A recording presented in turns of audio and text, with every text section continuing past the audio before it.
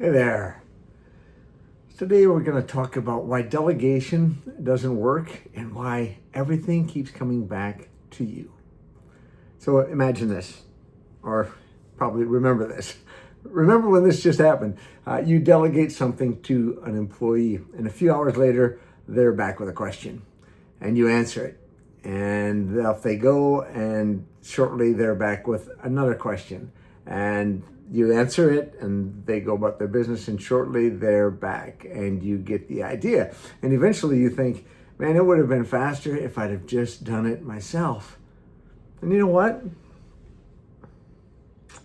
The reality is you're probably right for today.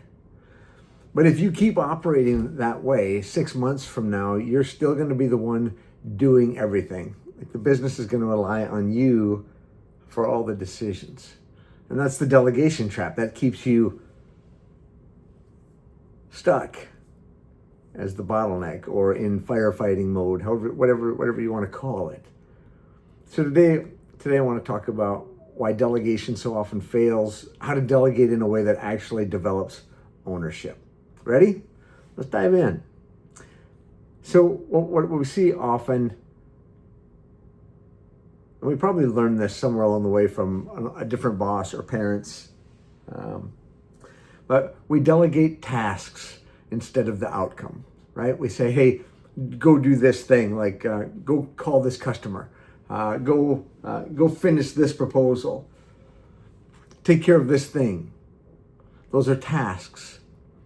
But what if instead we start with, hey, here's what we're trying to accomplish.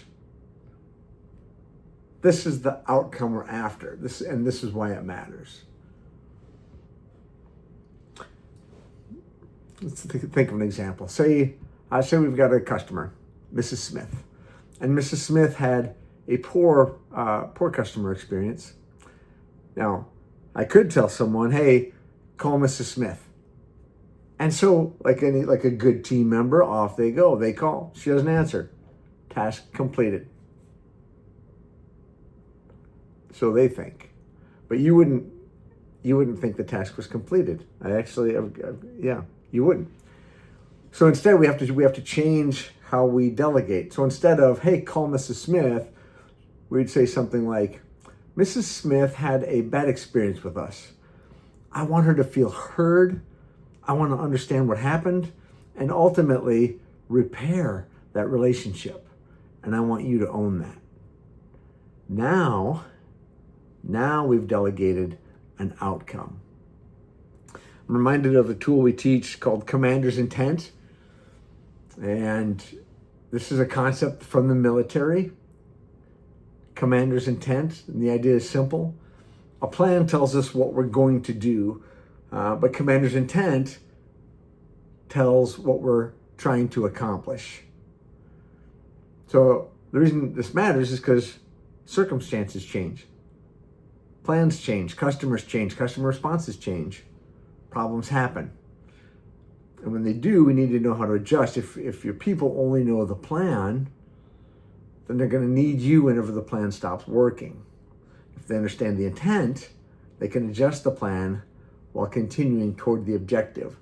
So as I understand it, this was Commander's Intent came about in World War II when the Allies were planning and carrying out the invasion of France, D-Day, if you will. And they'd spent months, even years, training airborne paratroopers on this particular mission. And they knew that we had to get paratroopers behind enemy lines, essentially. We had to get key locations throughout France secured, railroad bridges, roadways, supply lines, etc., so that our ground forces could advance. Well, shortly after D-Day commenced, the airborne forces took off, and within minutes, the command center thought it was just an abject failure. We had heavy resistance from the German forces, and planes were shot down, gliders were landing in the wrong place, and units were broken up, and men were landing where they weren't supposed to land with men they weren't supposed to land with, and it looked like the plan was an abject failure. But within a few short hours, by morning's light, these men had come together in ad hoc units that had never been together before and had begun to carry out the mission that they were assigned to, because they understood commander's intent. They knew what the plan was, and they knew what the objective was and what the outcome was that they were trying to achieve. So when the plan changed very early, it didn't change the mission. They understood commander's intent. And that's what we want for your team. When people know the plan, they need you when the plan changes. When they understand the intent, they can lead when the plan changes. So that means that we as leaders, you as the owner, as the leader, you need to define what success looks like. Here's another reason delegation fails. You have a picture in your head of what done right looks like, but your employee doesn't. If we go back to the Mrs. Smith example, the normal response, the first response instruction is call Mrs. Smith. She had a bad customer experience. They tried. They called Mrs. Smith. End of story. In their head, that was the objective. But in your head, as we learned later in that example, right? You wanted them to reach out, make contact with Mrs. Smith, make sure she feels heard, make sure you understand what happened, make sure you repair the relationship with this customer. That's a whole different definition of success. If we don't communicate what done right looks like, they're not going to know. And then you become disappointed because their result doesn't match the expectation that you never communicated. So what you tell them is, here's the outcome, here's what good looks like, and here's when we need it. Next, you have to delegate authority with responsibility. So I record a daily video, well, not daily, but several times a week. I record what I call what's SOS in 60 seconds. And I just did one on giving authority with responsibility. And often we say, here, you're going to own this thing, do this, but check with me before you do anything. I've got a client I work with right now that experiences this on a daily basis, and it's infinitely frustrating. They are given a quarterly rock, and then they don't have the authority to make any decisions to carry it out to achieve the rock. When you do this, you're not giving them ownership. In fact, you're robbing them of ownership, and you're robbing them of autonomy. So instead, give them guardrails. If they know the objective, here's what success looks like, then give them some guardrails. As an example, you can resolve a customer issue up to $500 without asking me. So if we're back to the Mrs. Smith example above, Mrs. Smith wasn't happy. What happened? Well, we're not sure what happened. Let's just say the package got broken in delivery, and so she didn't get what she wanted, and it's a $223 fix.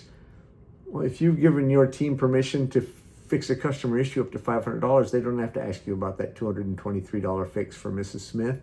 They can just fix it. Now, we've given them authority. We've created the guardrails. You can resolve customer issues up to $500 without asking me. Let them do their job. So on your whiteboard, if you were to put intent with an arrow, to outcome with an arrow, to guardrails with an arrow, to autonomy.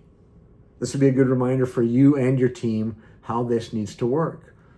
What's our intent? What's a good outcome look like? What are the guardrails that we're working within? All that leads to the autonomy for them to do their job. Next point, you have to stop rescuing people. We as business owners, as founders, we're good at problem solving. And Some of us may even have a little bit of a hero complex. So when someone comes to the office and says, hey, what should I do? We want to give them the answer. Here's what you should do.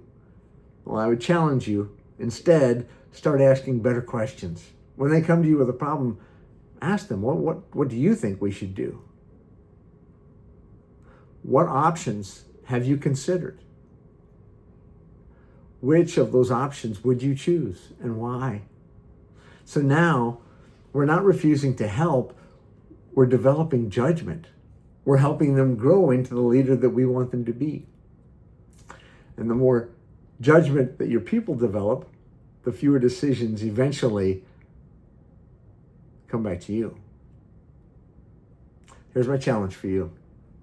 Pick one responsibility this week that keeps coming back to you. Pick one. Don't just hand it off. Clarify. What's the intent with your team member?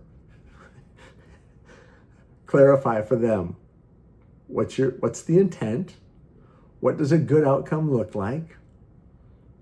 What does success look like? What are the guardrails? And what decisions can they make without you? And then let them own it. When you start to do this, your business starts to change. It starts to become a business that serves you instead of you being servant to the business. The goal of delegation isn't simply getting work off your plate. It's developing people who can carry greater responsibility without you. Because if every decision eventually finds its way back to your desk, you haven't really delegated. You've just delayed the decision. Remember, great businesses don't happen by accident. They happen by design. Build systems, develop leaders, live stronger. Till next time, peace.